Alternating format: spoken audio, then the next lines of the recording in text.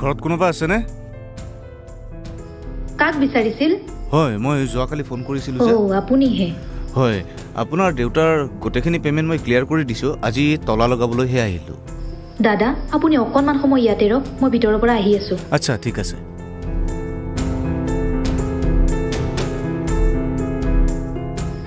মা, তোমাক মই এটা ডাঙৰ কথা কোৱাই নাছিলোঁ। কি কথা?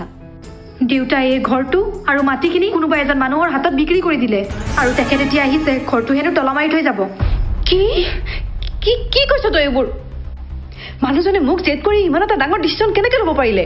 তেওঁ ভাবিছে নেকি মই হাৰি যাম বুলি? মই কেতিয়াও হাৰি নাযাওঁ। আমাৰ আৰু একো উপায় নাই মা, আমি ইয়াৰে পৰা যাব লাগিব। ক'ত যাম, কি কৰিম? তই চিন্তা নকৰিবি, টকা আছে নহয়, দৰকাৰ হ'লে আৰু এটা ঘৰ কিনি ল'ম। ঘৰটো তুমি কিনিবাই, কিন্তু এইকেইটা দিন কেনেকৈ চলিবা? বাইদেউ, বেয়া নাপায় যদি আমাৰ ঘৰতে থাকিব পাৰিব। তহঁতৰ ঘৰত?